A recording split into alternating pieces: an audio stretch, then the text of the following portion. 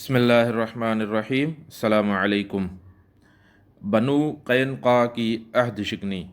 जब यहूद ने देखा कि अल्लाह ताला ने मैदान बदर में मुसलमानों को ज़बरदस्त मदद फरमाकर उन्हें इज़्ज़त और शौकत से सरफराज फरमाया है और उनका रौब और दबदबा दूर और नज़दीक हर जगह रहने वालों के दिलों पर बैठ गया है, तो उनकी अदावत और हसद की हांडी फट पड़ी।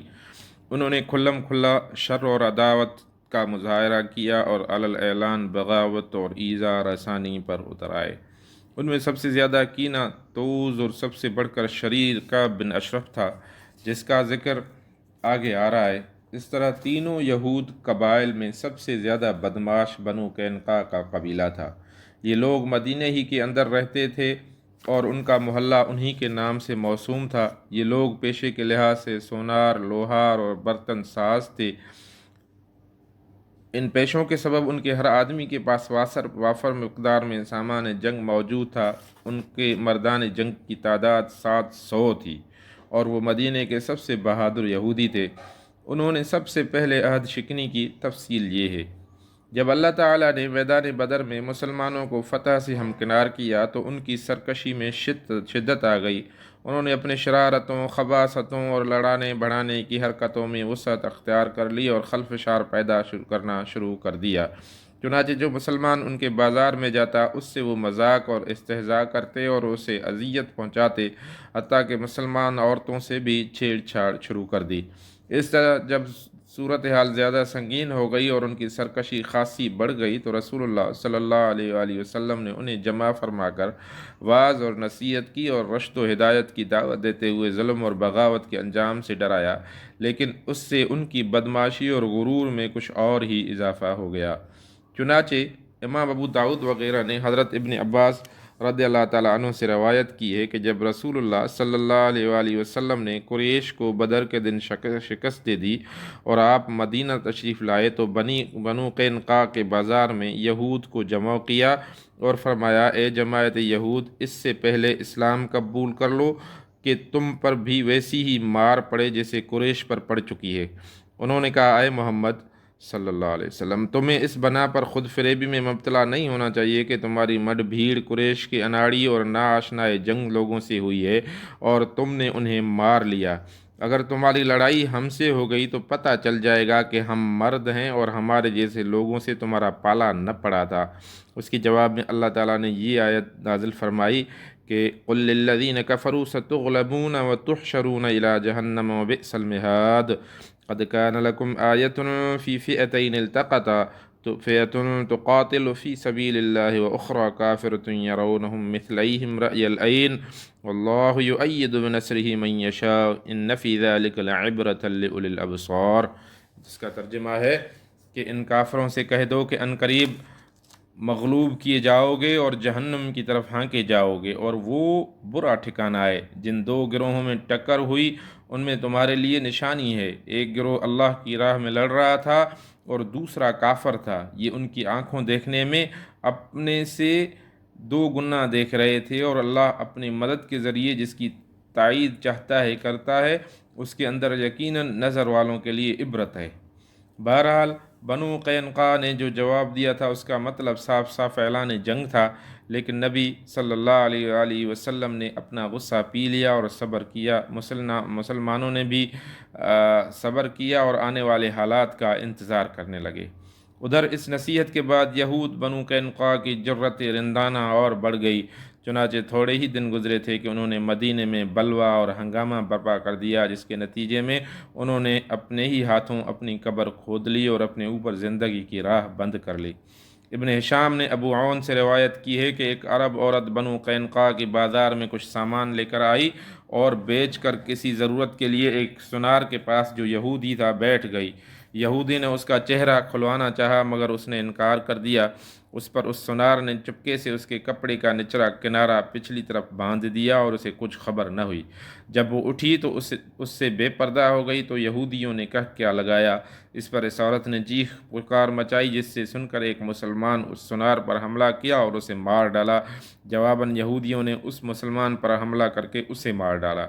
اس کے بعد مقتول مسلمان کے گھر والوں نے شور مچایا اور یہود کے خلاف مسلمانوں سے فریاد کی۔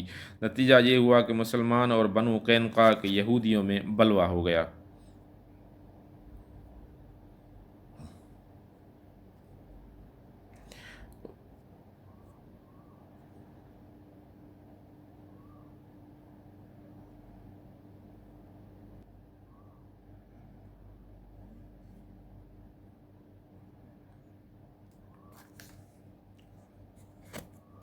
محاصرہ، سپردگی اور جلاوطنی۔ اس واقعے کے بعد رسول اللہ صلی اللہ علیہ وآلہ وسلم کا صبر کا پیمانہ لبریز ہو گیا۔ آپ نے مدینے کا انتظام ابو لبابہ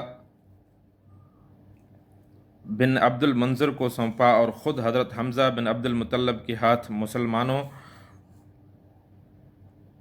کے ہاتھ آپ محاصرہ، سپردگی اور جلاوطنی۔ اس واقعے کے بعد رسول اللہ صلی اللہ علیہ وآلہ وسلم کے صبر کا پیمانہ لبریز ہو گیا۔ آپ نے مدینے کا انتظام ابو لبابہ بن عبد المنذر کو سونپا اور خود حضرت حمزہ بن عبد المطلب کے ہاتھ میں مسلمانوں کے فریرہ دے کر اللہ کے لشکر کے ہمراہ بنو قینقاع کا رخ کیا۔ انہوں نے آپ صلی اللہ علیہ وسلم کو دیکھا تو گڑھیوں میں قلعہ بند ہو گئے۔ آپ صلی اللہ علیہ وسلم نے ان کا سختی سے محاصرہ کیا۔ یہ جمعے کا دن تھا اور شوال سن 2 ہجری کی 15 تاریخ کی 15 روز تک، یعنی ہلال ذی القعدہ کے نمودار ہونے تک محاصرہ جاری رہا۔ پھر اللہ تعالیٰ نے ان کے دلوں میں رعب ڈال دیا، جس کی سنت ہی یہ ہے کہ جب وہ کسی قوم کو شکست اور ہزیمت سے دوچار کرنا چاہتا ہے تو ان کے دلوں میں رعب ڈال دیتا ہے۔ چنانچہ بنو قینقاع نے اس شرط پر ہتھیار ڈال دیے کہ رسول اللہ صلی اللہ علیہ وآلہ وسلم ان کی جان اور مال، آل اور اولاد اور عورتوں کے بارے میں جو فیصلہ کریں گے انہیں منظور ہوگا۔ اس کے بعد آپ صلی اللہ علیہ وآلہ وسلم کے حکم سے ان سب کو باندھ دیا گیا۔ لیکن یہی موقع تھا جب عبداللہ ابن ابی نے اپنا منافقانہ کردار ادا کیا۔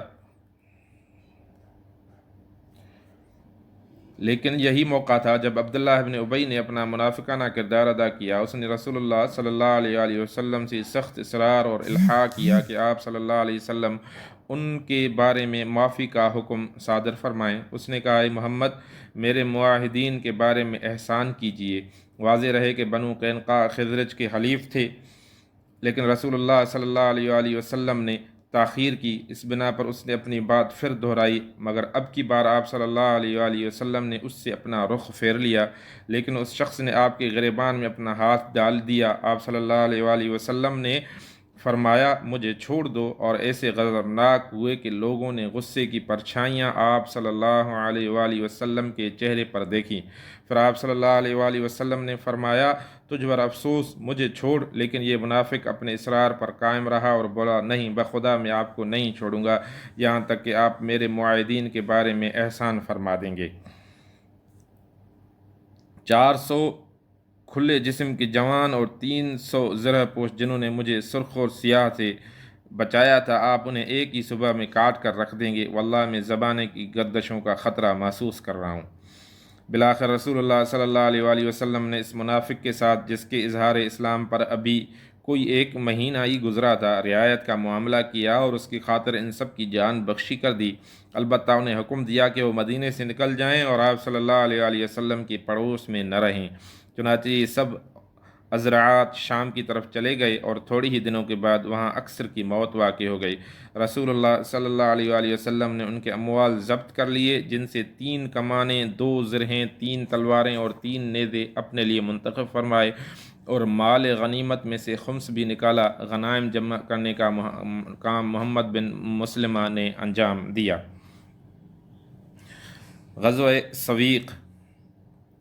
ایک طرف صفوان بن امیہ، یہود اور منافقین اپنی اپنی سازشوں میں مصروف تھے، تو دوسری طرف ابو سفیان بھی کوئی ایسی کارروائی انجام دینے کے ادھیڑ بن میں تھا جس میں بار کم سے کم پڑے لیکن اثر نمایاں ہوں۔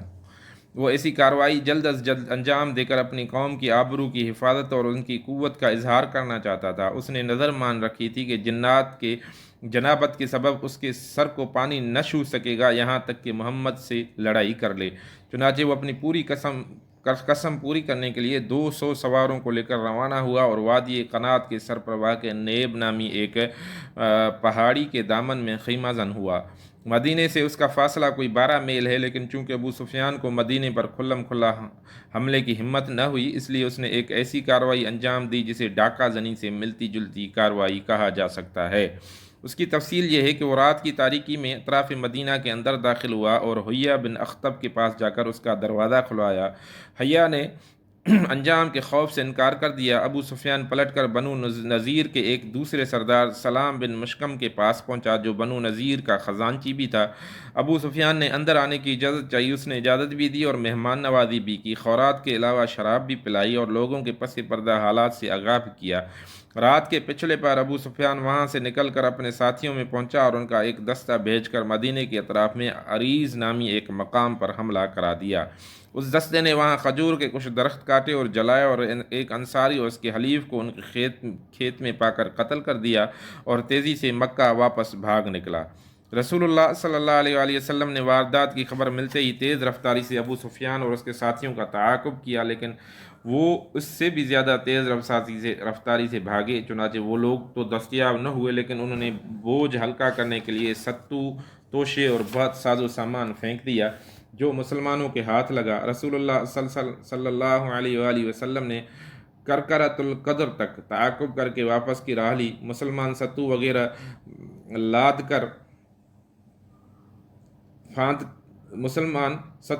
لاد پھاند کر واپس ہوئے اور اس مہم کا آغاز اس مہم کا نام غزوہ سویق رکھ دیا۔ سویق عربی زبان میں ستو کو کہتے ہیں۔ یہ غزوہ جنگ بدر کے صرف 2 ماہ بعد ذی الحج میں پیش آیا۔ اس غزوے کے دوران مدینے کا انتظام ابو لبابہ بن عبد المنذر رضی اللہ تعالیٰ عنہ کو سونپا گیا۔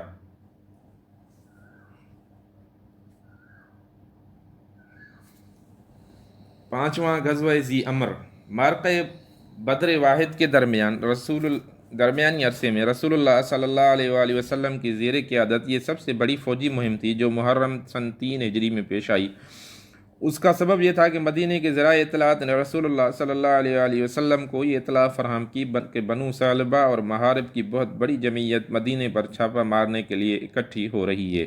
یہ اطلاع ملتے ہی رسول اللہ صلی اللہ علیہ وآلہ وسلم نے مسلمانوں کو تیاری کا حکم دیا اور سوار اور پیادہ پر مشتمل 450 کی نفری لے کر روانہ ہوئے اور حضرت عثمان بن عفان رضی اللہ تعالیٰ عنہ کو مدینے میں اپنا جانشین مقرر فرمایا۔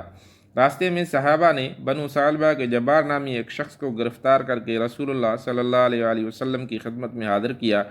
آپ نے اسے اسلام کی دعوت دی، اس نے اسلام قبول کر لیا اور اس کے بعد آپ صلی اللہ علیہ وآلہ وسلم نے اسے حضرت بلال کی رفاقت میں دے دیا اور اس نے راہ شناس کی حیثیت سے مسلمانوں کو دشمن کی سرزمین تک راستہ بتایا۔ ادھر دشمن کے حبش مدینہ کی آمد کی خبر ہوئی تو وہ گرد و پیش کی پہاڑیوں میں بکھر گئے، لیکن نبی صلی اللہ علیہ وآلہ وسلم نے پیش قدمی جاری رکھی اور لشکر کے ہمراہ اس مقام تک تشریف لے گئے جسے دشمن نے اپنی جمعیت کی فراہمی کے لیے منتخب کیا تھا۔ یہ در حقیقت ایک چشمہ تھا جو ذی امر کے نام سے معروف تھا۔ آپ صلی اللہ علیہ وآلہ وسلم نے وہاں بدوؤں پر رعب اور دبدبہ قائم کرنے اور انہیں مسلمانوں کی طاقت کا احساس دلانے کے لیے سفر سن 3 ہجری کا پورا یا تقریباً پورا مہینہ گزار دیا اور اس کے بعد مدینہ تشریف لائے۔ قاب بن اشرف کا قتل۔ یہودیوں میں یہ وہ شخص تھا جسے اسلام اور اہل اسلام سے نہایت سخت عداوت اور جلن تھی۔ یہ نبی صلی اللہ علیہ وآلہ وسلم کو اذیتیں پہنچایا کرتا تھا اور آپ صلی اللہ علیہ وآلہ وسلم کے خلاف جنگ کی کھلم کھلا دعوت دیتا پھرتا تھا۔ اس کا تعلق قبیلہ تے کی شاخ بنو نبہان سے تھا اور اس کی ماں قبیلہ بنو نذیر سے تھی۔ یہ بڑا مالدار اور سرمایہ دار تھا۔ عرب میں اس کے حسن اور جمال کا شہرہ تھا اور یہ ایک مشہور شاعر بھی تھا۔ اس کا قلعہ مدینے کے جنوب میں بنو نذیر کی آبادی کے پیچھے واقع تھا۔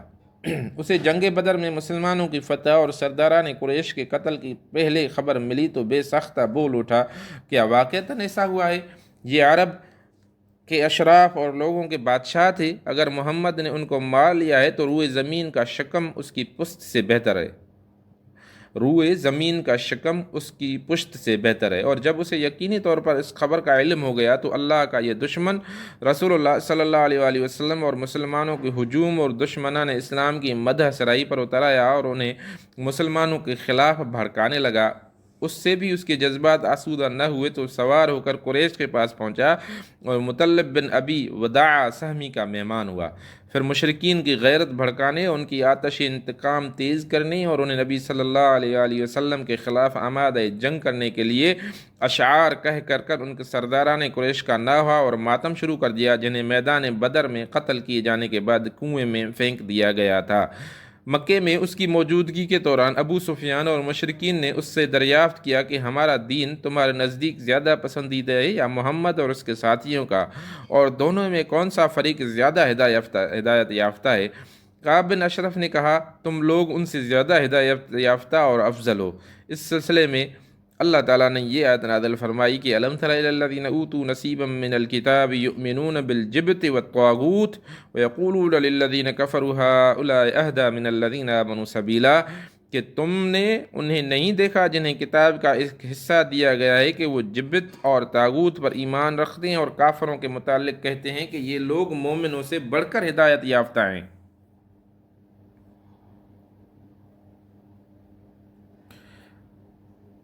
کعب بن اشرف یہ سب کہہ کر مدینے واپس آیا تو یہاں آ کر صحابہ اکرام کی عورتوں کے بارے میں واہیات اشعار کہنے شروع کر دیے، اور اپنی زبان درازی اور بدگوئی کے ذریعے سخت اذیت پہنچائی۔ یہی حالات تھے جن سے تنگ آ کر رسول اللہ صلی اللہ علیہ وسلم نے فرمایا، کون ہے جو اس کعب بن اشرف سے نمٹے، کیونکہ اس نے اللہ اور اس کے رسول کی اذیت دی ہے۔ اس کے جواب میں محمد بن مسلمہ، عباد بن بشر، ابو نائلہ جن کا نام سلکان بن سلامہ تھا اور جو کعب کے رضائی بھائی تھے، حارث بن اوس اور ابو عبس بن جبر نے اپنی خدمات پیش کی۔ اس مختصر سی کمپنی کی کمان محمد بن مسلمہ تھے۔ کعب بن اشرف کے قتل کے بارے میں روایات کا حاصل یہ ہے کہ جب رسول اللہ صلی اللہ علیہ وآلہ وسلم نے یہ فرمایا کہ کعب بن اشرف سے کون نمٹے گا کیونکہ اس نے اللہ اور اس کے رسول کو اذیت دی ہے، تو محمد بن مسلمہ نے اٹھ کر عرض کیا، یا رسول اللہ، میں حاضر ہوں، کیا آپ چاہتے ہیں کہ میں اسے قتل کر دوں؟ آپ صلی اللہ علیہ وآلہ وسلم نے فرمایا، ہاں۔ انہوں نے عرض کیا، تو آپ مجھے کچھ کہنے کی اجازت فرمائے۔ آپ نے فرمایا، کہہ سکتے ہو۔ اس کے بعد محمد بن مسلمہ کعب بن اشرف کے پاس تشریف لے گئے اور بولے، اس شخص نے اشارہ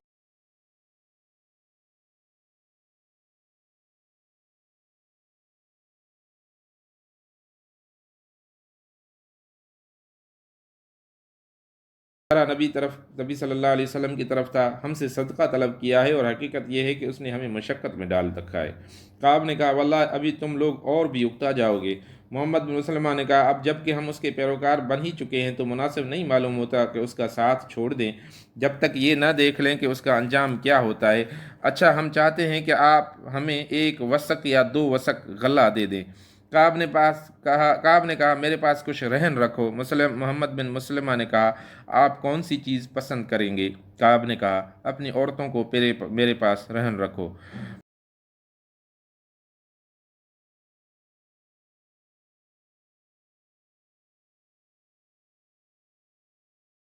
محمد بن مسلمہ نے کہا، بھلا ہم اپنی عورتوں کو آپ کے پاس کیسے رہن رکھ دیں جبکہ آپ عرب کی سب سے خوبصورت انسان ہیں؟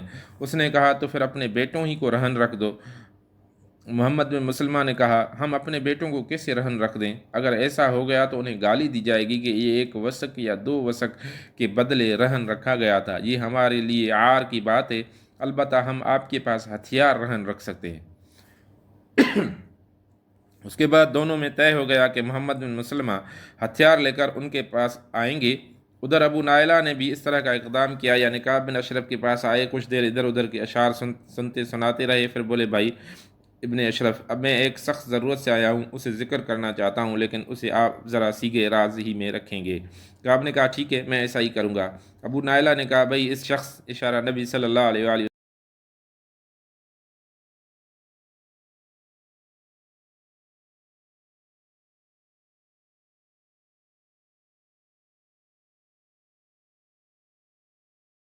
وسلم کی طرف تھا کہ آمد تو ہمارے لیے آزمائش بن گئی ہے، سارا عرب ہمارا دشمن ہو گیا ہے، سب نے ہمارے خلاف اتحاد کر لیا ہے، ہماری راہیں بند ہو گئی ہیں۔ اہل و عیال برباد ہو رہے ہیں، جانوں پر بن آئی ہے، ہم اور ہمارے بال بچے مشقتوں سے چور چور ہیں۔ اس کے بعد انہوں نے کچھ اس ڈھنگ کی گفتگو کی جیسے محمد بن مسلمہ نے کی تھی۔ دوران گفتگو ابو نائلہ نے یہ بھی کہا کہ میرے کچھ رفقا ہیں جن کے خیالات بھی میرے ہی جیسے ہیں، میں انہیں بھی آپ کے پاس لانا چاہتا ہوں، آپ ان کے ہاتھ بھی کچھ بیچیں اور ان پر احسان کریں۔ محمد بن مسلمہ اور ابو نائلہ اپنی اپنی گفتگو کے ذریعے اپنے مقاصد میں کامیاب رہے، کیونکہ اس گفتگو کے بعد ہتھیار اور رفقا سمیت ان دونوں کی آمد پر کعب بن اشرف چونک نہیں سکتا تھا۔ اس ابتدائی مرحلے کی مکمل کر لینے کے بعد 14 ربیع الاول سن 3 ہجری کی چاندنی رات کو یہ مختصر سا دستہ رسول اللہ صلی اللہ علیہ وآلہ وسلم کے پاس جمع ہوا۔ آپ صلی اللہ علیہ وسلم نے بقیع غرقد تک ان کی مشایعت فرمائی، پھر فرمایا اللہ کا نام لے کر جاؤ، اللہ تمہاری مدد فرمائے۔ پھر آپ اپنے گھر پلٹ آئے اور نماز اور مناجات میں مشغول ہو گئے۔ ادھر یہ دستہ کعب بن اشرف کے قلعے کے دامن میں پہنچا تو اسے ابو نائلہ نے قدر زور سے آواز دی۔ آواز سن کر وہ ان کے پاس آنے کے لیے اٹھا تو اس کی بیوی نے، جو ابھی نئی نویلی دلہن تھی، کہا اس وقت کہاں جا رہے ہو؟ میں ایسی آوازیں سن رہی ہوں جس سے گویا خون ٹپک رہا ہے۔ کعب نے کہا یہ تو میرا بھائی محمد بن مسلمہ اور میرا دودھ کا ساتھی ابو نائلہ ہے۔ کریم آدمی کو اگر نیزے کی مار کی طرح بلایا جائے تو اسے پکار پر بھی وہ آ جاتا ہے۔ اس کے بعد وہ باہر آ گیا، خوشبو میں بسا ہوا تھا اور سر سے خوشبو کی لہریں پھوٹ رہی تھیں۔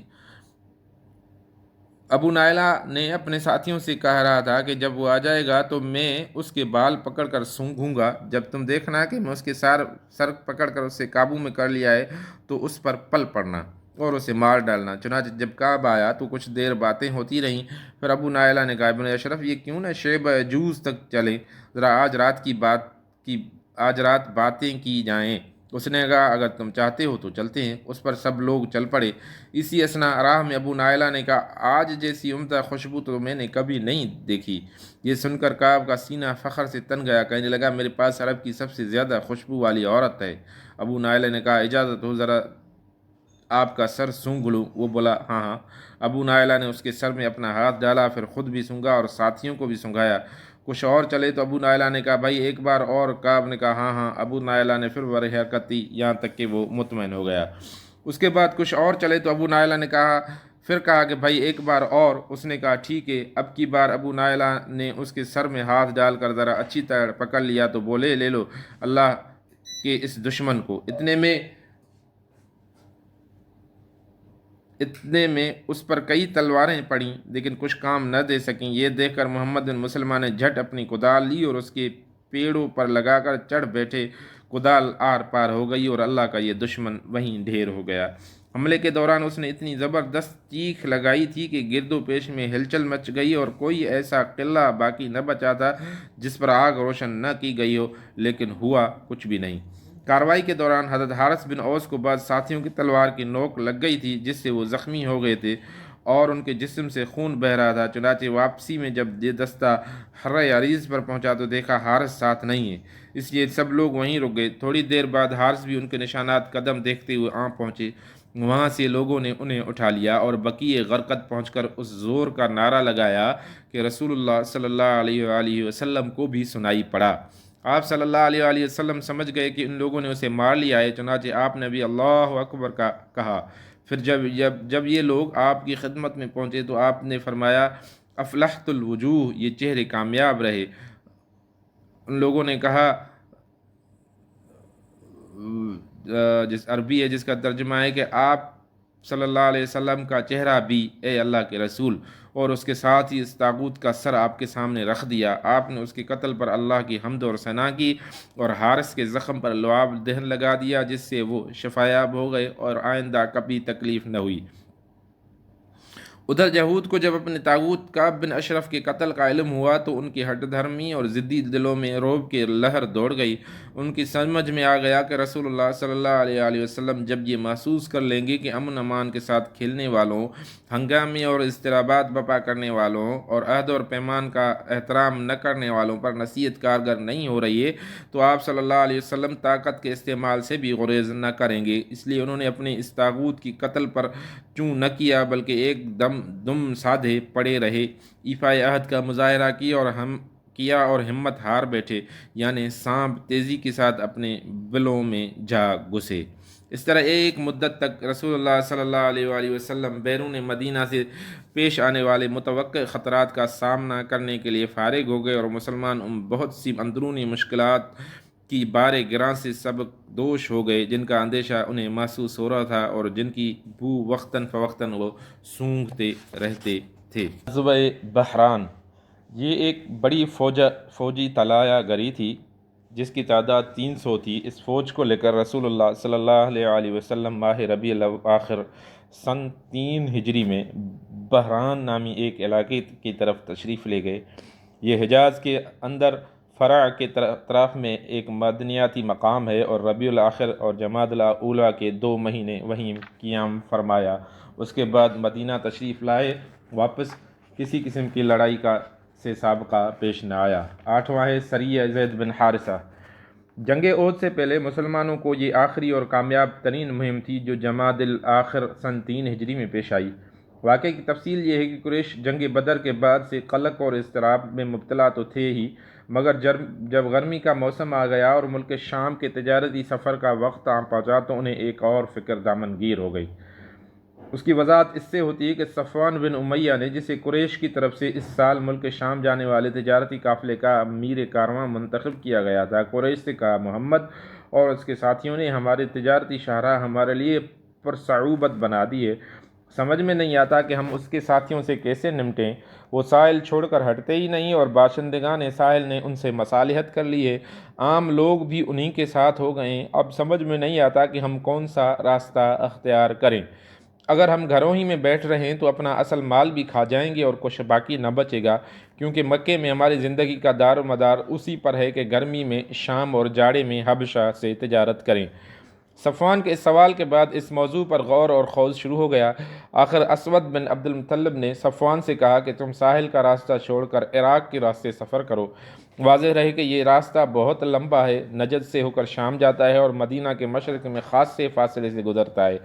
قریش اس راستے سے بالکل ناواقف تھے، اس لیے اسود بن عبد المطلب نے صفوان کو مشورہ دیا کہ وہ فرات بن حیان کو، جو قبیلہ بکر بن وائل سے تعلق رکھتا تھا، راستہ بتانے کے لیے رہنما رکھ لے، وہ اس سفر میں اس کی رہنمائی کر دے گا۔